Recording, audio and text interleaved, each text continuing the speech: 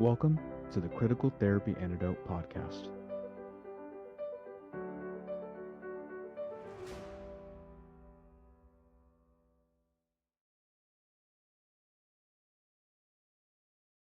Right.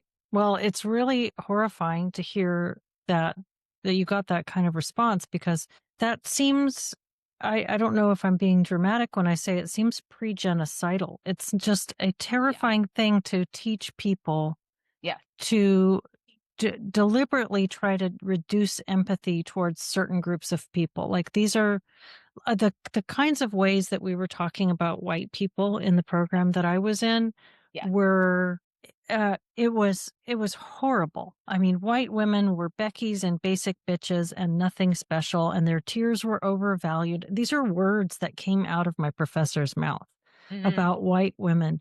And you've got the cishet white man, and he's just like the lowest rung on any totem pole.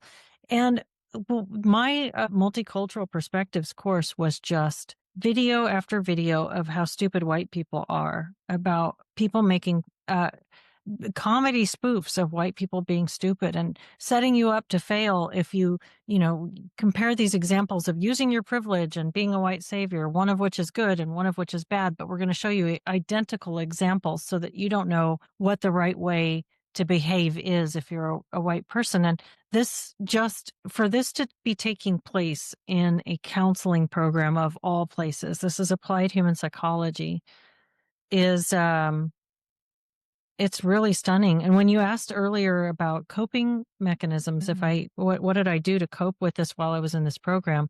The first couple of quarters, it was just really hard. I didn't have much of a support network for this. I was working part-time, and I was watching my workplace go a little bit woke. I mean, I worked at this naturopathic clinic that I'd been at for about 6 years, and it had been a lovely little place, but our lactation program they were debating things like chest feeding, changing the name to chest feeding. And I think they settled on baby feeding. They were looking for but they were actively trying to remove anything about mother or breast, from this word, at the same time as they were also trying to remove lactation because you didn't want to offend people who couldn't lactate, who had some kind of issue and needed to bottle feed. So it was just going to be baby feeding. So you're watching these kind of movements to flatten things out and avoid offending sensitive groups while not caring at all that you are sort of erasing the existence of the majority of people in the process, and the human side of this. So that was going on in my professional life outside of the school. I was in my early 40s and did not have some kind of cohort that I was going to school with. It was very mixed age, and I didn't know anybody there except for the girl a couple of people I was starting to get to know. And my favorite one was the girl who suddenly was up in arms about cishet white men. And so it was kind of an alienating and lonely experience to be there. And I was by second quarter, in this struggle session with my professor, who was trying to talk to me about my white privilege every time I tried to criticize or challenge any of the teachings that we were being taught, which were just really sophomoric and reductive.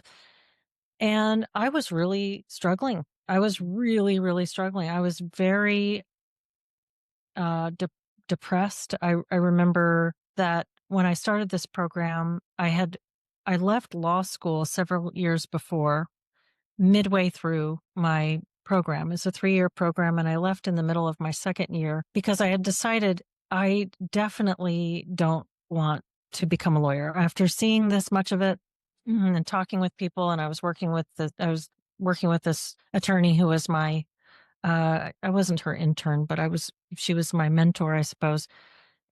And I'm getting this better view of the law field and looking at what I was going to be getting into, and realizing I made a mistake. I should have gone into study in psychology, because that was the fork in the road for me when I went to law school. It was to go into academic more, go to a PhD program or a counseling program or go into law. Mhm. So I left law school thinking, no, I'm going to go into a counseling program. And then I had my two sons, took some time off from school. And now I'm finally back and I've put so much into this. Like I've put so many years hope and ready to finally build a career.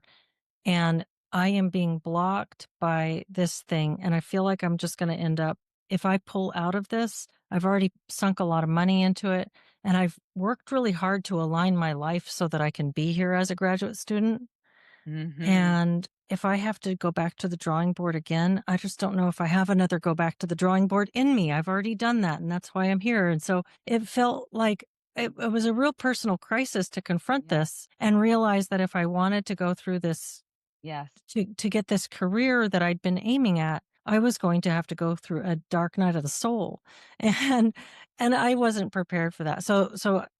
To answer your question in the beginning, I didn't have great coping resources, but I developed them as I went on. Critical therapy antidote was massive for me. It was like finding Val and reading her article. I know I sound like I'm doing an ad now for CTA.